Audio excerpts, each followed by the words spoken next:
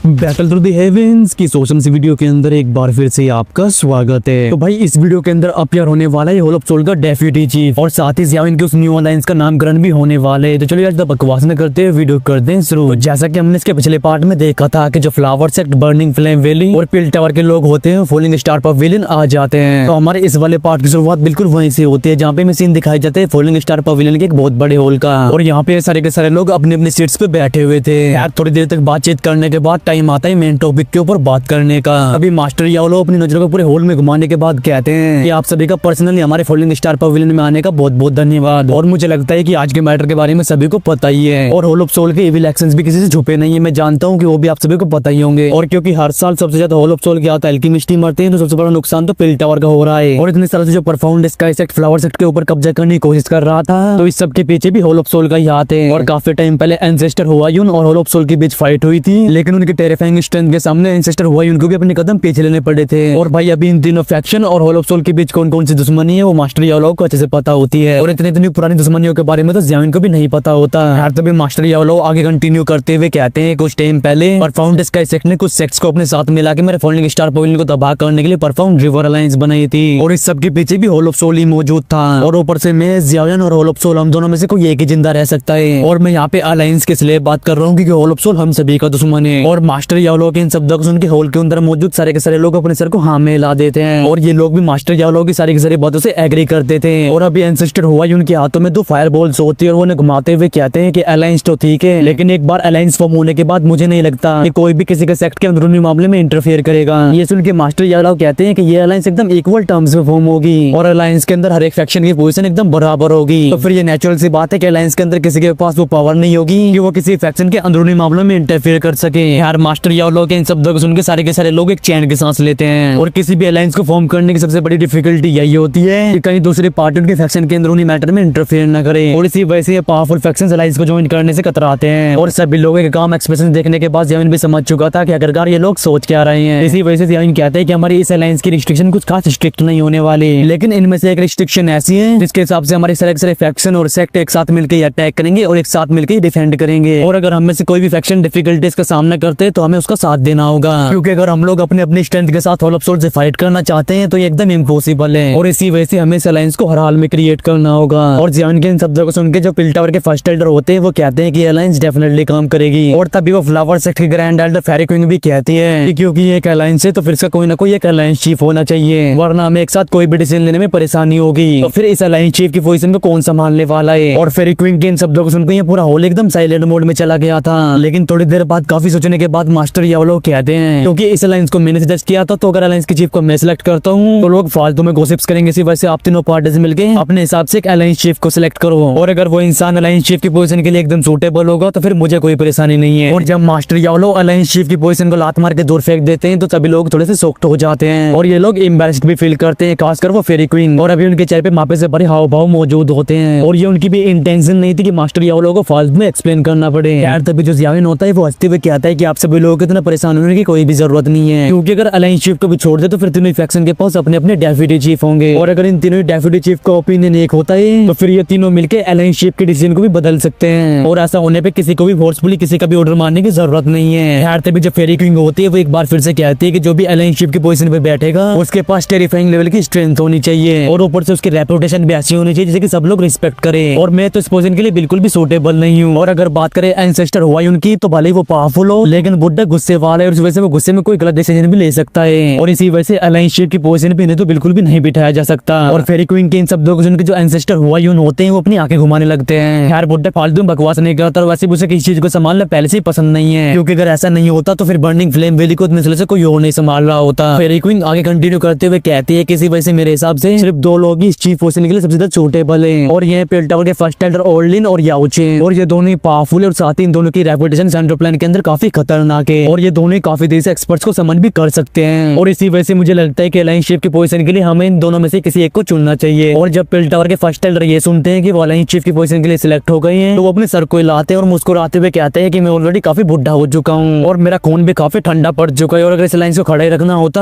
तो तब भी मैं इस पोजीशन के लिए एग्री कर देता, लेकिन इस अलायंस को लोगों की जरूरत है और अगर मैं इस अलायंस की चीफ पोजीशन को ले लेता हूँ तो मेरी वजह से अलायंस एकदम रूखी सूखी सी रह जाएगी। और इसी वजह से मुझे लगता है कि अलायंस चीफ की इस पोजीशन को याओलो को ही संभालना चाहिए। और और फर्स्ट टेलर के इन सब लोग उनके जो फेरी क्विंग होती है उनके चेहरे पे एक स्माइल आती है और तुरंत उनका ध्यान जाते हैं मास्टर याओलो के ऊपर। तो वो कहते हैं कि अगर ऐसी बात है तो याओ चेन तुम इस रिस्पॉन्सिबिलिटी से नहीं बच सकते। और सभी लोगों की बातों को सुनकर जो मास्टर याओलो होते हैं वो भी अंदर से थोड़ा बिटर फील करते हैं और भले ही वो थोड़ा हिचकिचा रहे हो लेकिन एंड में जाकर फालतू में कोई भी विरोध नहीं करते। और वो कहते हैं कि अगर आप सभी लोग मेरे ऊपर इतना भरोसा कर रहे हैं तो फिर मैं टेम्पररी इस चीफ पोजीशन को संभाल लेता हूँ, लेकिन जैसे ही मुझे कोई काबिल इंसान मिलता है मैं तुरंत इस पोजीशन को उस इंसान को सौंप दूंगा। और जब इतनी सारी बकवास करने के बाद लास्ट में चीफ पोजीशन मास्टर याओलो पे ही आती है तो ज़ियाओ के चेहरे पे भी एक स्माइल आ जाती है। और वो कहता है क्योंकि अलायंस चीफ ऑलरेडी चुने जा चुके हैं तो हमें अलायंस का एक नाम भी रखना होगा, क्योंकि जब तक अलायंस के पास कोई अपना नाम नहीं होगा तब तक लोग इसे ज्वाइन करने के लिए कतराएंगे। तो फिर आप सभी लोगों के हिसाब से अलायंस का क्या नाम रखना चाहिए। और जैसे ज़ियाओ ये कहता है तो एंसेस्टर हुआइन काफी ज्यादा एक्साइटेड हो जाते हैं और वो कहते हैं कि अगर इसे कोई नाम ही देना चाहता है तो वो नाम एकदम ग्रैंड होना चाहिए और किसी भी दो कोड़ी के नाम के साथ ये अलायंस सिर्फ एक मजाक बन के रह जाएगी। और मैं तो कहता हूँ कि इस अलायंस का नाम हमें अल्टीमेट राइजेस होल रखना चाहिए। और एंसेस्टर हुआइन उनके इन शब्दों को सुनकर ज़ियाओ की भैंस सिकुड़ जाती है और एटमॉस्फेयर को कोल्ड होते हुए देख के जो पिल टावर के फर्स्ट टेलर होते हैं वो खांसते हुए कहते हैं कि क्योंकि हमारे दुश्मन होल ऑफ सोल से और वो सोल को होल के रूप में यूज करते हैं तो हमें इस अलायंस का एक ऐसा नाम रखना चाहिए जो किसी भी डोमिनेट करता हो और हमें इस नाम के अंदर हेवन को मेंशन की तरह यूज करना होगा। और इसी वजह से क्यों ना इस अलायंस का नाम हेवन मेंशन रखा जाए। ये सुनकर ज़ियाओ में मुस्कुराते हुए कहता है कि सोल को होल की तरह यूज करना और हेवन को मेंशन की तरह यूज करना, और ये हेवन मेंशन डेफिनेटली काम कर सकता है लेकिन हेवन तो आसमान है, तो फिर क्यों ना इस अलायंस का नाम स्काई मेंशन अलायंस रखे। तो आप सभी का क्या कहना है। ये सुनकर जो एंसेस्टर हुआइन होते हैं वो अपनी दाढ़ी को सहलाते हुए कहते हैं कि स्काई मेंशन अलायंस ये नाम वाकई में काफी ज्यादा ग्रैंड लगता है और उन्हें भी ऐसा लगता है कि उनके अल्टीमेट राइजेस होल से ये नाम काफी ज्यादा बेटर है। अभी फर्स्ट टेलर अपने सर को हिलाते हैं और हंसते हुए कहते हैं कि ये नाम एकदम वर्क करेगा और सभी लोग उस नाम से एग्री होते हुए देख मास्टर याओलो भी मुस्कुराने लगते हैं और वो कहते हैं क्योंकि इस नाम से अब किसी को भी कोई भी ऑब्जेक्शन नहीं है तो फिर आज से हमारी अलायंस स्काई मेंशन अलायंस कहलाएगी और स्काई को मेंशन की तरह यूज करना सच में होल ऑफ सोल को भी डोमिनेट करता है। खैर तभी जो ज़ियाओ होता है वो टेबल पर से वाइन के कप को उठाता है और वो कहते हैं क्योंकि अलायंस फॉर्म हो चुकी है तो क्यों ना हमारी इस न्यू स्काई मेंशन अलायंस के लिए साथ में मिलकर एक एक ठर्रा मार लिया जाए। और इसके आगे ज़ियाओ जैसे ही बोलने वाला होता है तभी उसकी आंखें एकदम डार्क और चिली हो जाती है और तुरंत ही उसके नजर जाते हैं एकदम होल के बीचों बीच और वहाँ का स्पेस भी थोड़ा सा फट चुका था और वहाँ से खतरनाक लेवल की ब्लैक फॉग फैल रही थी। तभी सभी कानों में एक आवाज जाती है, वो आवाज कहती है कि स्काई मेंशन अलायंस ये नाम सच में काफी डोमिनेटिंग लग रहा है, लेकिन ये होल चीफ भी देखना चाहता है क्या तुम्हारे पास इसे यूज करने की जिंदगी बचेगी। और क्रैक हो चुके स्पेस में से बाहर आती हुई इस आवाज सुनकर ज़ियाओ की आंखें काफी खतरनाक हो जाती है और खासकर उन होल चीफ वाले शब्दों को सुन के। और होल ऑफ सोल इस बंदे को यहाँ पे भेज के डेफिनेटली अलायंस के मैटर के बीच में इंटरवीन करना चाहता है और ऊपर से ये बंदा अपने आप को होल चीफ बोल रहा है, तो क्या यही बंदा है वो होल ऑफ सोल का मिस्टीरियस चीफ। यार लगातार उस क्रैक स्पेस के अंदर से लगातार ब्लैक फॉग बाहर आती रहती है और कुछ टाइम के बाद ये ब्लैक फॉग सभी लोगों की आंखों के सामने एक ब्लैक ह्यूमन फिगर में ट्रांसफॉर्म हो गई थी। और जब पिल टावर के फर्स्ट टेलर इस काले से फिगर को देखते हैं तो वो कहते हैं ये तो होल ऑफ सोल का होल चीफ है। और जैसे फर्स्ट टेलर ये कहते हैं तो उनके आसपास का जो स्पेस होता है वो खतरनाक तरीके से फ्लक्चुएट होने लगता है और फर्स्ट टेलर के इन शब्दों को सुनकर वो जो काला सा धुआं होता है वो कहता है कि मुझे डेप्यूटी चीफ कहना ज्यादा अच्छा होगा। और तभी ज़ियाओ के चेहरे पे भी कोल्ड स्माइल आती है और अभी उसे अपनी खतरनाक आईसाइट की मदद से पता चल चुका था कि ये सामने खड़ा हुआ ब्लैक ह्यूमन फिगर बस एक शैडो है ना कि रियल बॉडी। यार तभी ज़ियाओ कहता है कि तो होल ऑफ सोल का चीफ काफी कावड़ इंसान है और क्योंकि तू हमारे फॉलोइंग स्टार पवेलियन के अंदर आ चुका है तुझे कम से कम अपनी रियल बॉडी को तो शो करना चाहिए और तुम्हारी ये शैडो दिखा रही है कि तुम कितने ज्यादा डरे हुए हो। ये सुन के वो ब्लैक शैडो कहते हैं कि ज़ियाओ इतने सालों में ये पहली बार है जब मुझसे कोई ऐसे बात कर रहा है, लेकिन तुम्हारी अभी के अचीवमेंट्स ने यहाँ तक कि मुझे भी सरप्राइज कर दिया है और अगर मुझे पता होता कि आज ऐसा होगा तो मैं पहले तुम्हारी ज़ियाओ क्लैन को तबाह कर देता। ये सुन के ज़ियाओ अपनी आईसी कोल्ड आवाज में कहता है कि तेरे होल ऑफ सोल के कहीं बहुत पहले ऐसा बोल चुके हैं और तू जो कि अपने आप को होल ऑफ सोल का डेप्यूटी चीफ बता रहे है तो यहाँ पे ऐसी बकवास करने के लिए आया तो फिर तेरे इस इल्यूजन फिगर को भी एग्जिस्ट नहीं करना चाहिए। और ये कहते ज़ियाओ अपने हाथ को ऊपर उठाता है और उसका टारगेट होता है वो ब्लैक शैडो, लेकिन इससे पहले कि ज़ियाओ अटैक कर पाता तभी उस ब्लैक शैडो के आसपास का जो स्पेस होता है वो और भी खतरनाक तरीके से फ्लक्चुएट होने लगता है और उस ब्लैक फॉग के अंदर मौजूद इंसान मुस्कुराने लगते हैं और तभी वो जो ब्लैक फॉग होती है वो काफी खतरनाक तरीके से बनने लगती है और वहाँ का जो स्पेस था वो भी एक काले शीशे में बदल चुका था। तभी होल ऑफ सोल का डेप्यूटी चीफ कहता है कि मेरा यहाँ पे आने का रीजन तुम्हारे पास मौजूद वो ताओशेंशन गोड का जेल है। और जैसे ही वो होल ऑफ सोल का डेप्यूटी चीफ ये कहता है तो उस काले शीशे के अंदर कहीं रिपल क्रिएट होती है और उसके अंदर एक इमेज दिखाई देती है और ये इमेज होती है एक बहुत बड़े प्रिजन की जहाँ पे में एक स्केल को दिखाया जाता है जिसे कि डार्क ब्लैक चेंज ने कवर करके रखा था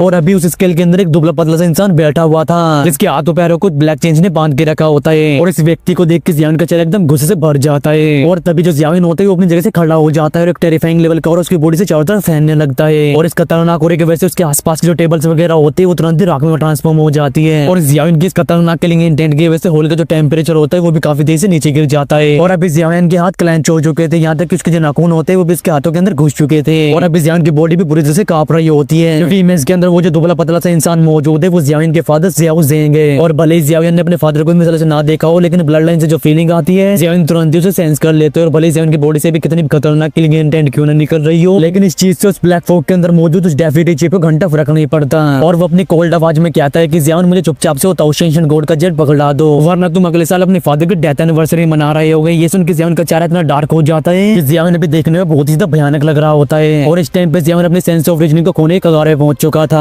और अभी उसकी आंखें भी एकदम ब्लड रेड हो चुकी थी और ये खतरनाक के लेकिन इंटेंट डिजायर उसकी बॉडी को कंट्रोल करने की कोशिश करती है। लेकिन इससे पहले कि जियान अपने सेंस ऑफ रीजनिंग को खो के सामने की फिगर के ऊपर अटैक कर पाता तभी एक ठंडा साथ उसके हाथ को पकड़ लेता है और एक चिंता से भरी आवाज जियान के कानों में जाती है और वो आवाज कहती है कि जियान शांत हो जाओ। और इस आवाज को सुन के जियान की बॉडी एक बार फिर से कांपने लगती है और इसी टाइम पे जियान जो कि अपने सेंस ऑफ रीजनिंग खोने ही वाला था वो होश में आता है। यार तभी जियान एक गहरी सांस लेता है और अपनी किलिंग इंटेंट को एकदम सप्रेस कर देता है और अभी जियान का वो गुस्से से भरा चेहरा भी एकदम काम हो चुका था और जियान को पहले की तरह शांत होते हुए देखो ब्लैक वो खतरनाक तरीके से फ्लक्चुएट होने लगता है। अभी वो होल ऑफ सोल का डेप्यूटी चीफ कहता है कि ताउशेंशन गोड जेड को चुपचाप से मेरे हवाले कर दो। ये सुन के जियान की वो टेरिफाइंग काली आंखें उस ब्लैक फॉग के अंदर मौजूद इंसान को देखने की कोशिश करती है। अभी जियान कहता है कि अगर तुझे मैं ताउशेंशन गोड जेड पकड़ा देता हूँ तो फिर मेरे फादर और भी जल्दी मारे जाएंगे और इसी रीजन की वजह से तुम्हारी सारी ट्रिक्स मेरे ऊपर काम नहीं करने वाली और अगर तू सच में इस ताउशेंशन गोड जेड को हासिल करना चाहता है तो तुझे मेरे फादर को मुझे हैंड ओवर करना होगा, वरना मेरे लिए तेरी सारी धमकियां एकदम बेकार है और मेरे पास जो ताउशेंशन गोड जेड मौजूद है वो मेरे फादर की लाइफ और डेथ की कंडीशन को सेंस कर सकता है और अगर इस ताउशेंशन गोड और मेरे फादर के बीच का कनेक्शन खत्म हो जाता है तो फिर मैं इस जेड को गूगल को पकड़ा दूंगा, जिसके बाद तुम सभी लोग इसे कभी भी हासिल नहीं कर पाओगे। और जियान के इन शब्दों को सुनने के बाद वो होल ऑफ सोल का डेप्यूटी चीफ अपनी कोल्ड आवाज में कहता है कि तुम इस छोटे से जेड पीस के लिए अपने फादर की जान को खतरे में डाल रहे हो। ये सुन के जियान के चेहरे पे एक स्माइल आती है, उसके चेहरे की वो कामनेस एकदम बरकरार रहती है और भले उसे पता ना हो कि ताउशेंशन जेड को हासिल करने के होल ऑफ सोल इतना पागल क्यों हुआ जा रहा है, लेकिन जब तक ये ताउशेंशन गोड जियान के पास मौजूद है तब तक उसके फादर की लाइफ को कोई भी खतरा नहीं है और जब तक ये जेड पीस जियान के पास रहता है तो होल ऑफ सोल उसके फादर को बिल्कुल भी नहीं मार सकता और इसी वजह से जब तक उसके फादर एकदम सेफ नहीं हो जाते तब तक वो इस ताउशेंशन गोड जेड को होल ऑफ सोल को बिल्कुल भी नहीं पकड़ाने वाला। और ऐसा इसलिए क्योंकि जैसे ही जियान इस जेड पीस को होल ऑफ सोल को पकड़ाता है तो तुरंत ही उसके फादर मारे जाएंगे। और जियान के इन सब शब्दों को सुनने के बाद वो होल ऑफ सोल का डेप्यूटी चीफ समझ जाता है कि जियान के खिलाफ ये सब ट्रिक्स काम नहीं करने वाली और वो हंसते हुए कहता है कि कई रूथलेस इंसान है और जैसे मुझसे फर्स्ट अंजुन ने बोला था लगता है वो बात एकदम सही है और ये सब ट्रिक्स तो तुम्हारे ऊपर बिल्कुल भी काम नहीं करने वाली। ये सुन के जियान अपनी ऐसी कोल्ड आवाज में कहता है कि अगर तू यहाँ पे अपने रियल बॉडी को शो नहीं करने वाला तो जल्दी से यहाँ से फूट ले। और जियान के इन खतरनाक शब्दों को सुनने के बाद उस ब्लैक फॉग के अंदर से एक आवाज बाहर आती है कि जियान तुम इस होल शिप के सामने इतना एरोगेंट बिहेव करना बंद कर दो और क्या तुझे ऐसा लगता है कि तेरी स्काई मेंशन अलायंस की वजह से अब तेरे पास हमारे होल ऑफ सोल से फाइट करने की पावर आ चुकी है। तुम लोग बस थोड़ा वेट करो और जैसे तुम लोगों को मेरे होल ऑफ सोल की रियल स्ट्रेंथ के बारे में पता चलेगा तुम सभी लोग हमसे फाइट करने की उम्मीद अपने आप ही छोड़ दोगे। और रही बात पिल टावर की तो हमारा होल ऑफ सोल तुम्हें थोड़ी वैल्यू दे दिया करता था और क्योंकि अब जब तुमने भी ऐसे एक्शंस लिए तो हमारे बिहेवियर को बिल्कुल भी ब्लेम मत करना और हमने बहुत पहले से ही तुम्हारे पिल टावर के एल्केमिस्ट के ऊपर अपनी नजरें गड़ा के रखी है। और तभी वो ब्लैक शैडो अपने सर को घुमाते हुए कहती है कि मैं फ्लावर सेक्ट और बर्निंग फ्लेम वैली को ये बताना चाहूंगा कि तुम लोग फालतू में इस मैटर के बीच में इन्वॉल्व मत हो,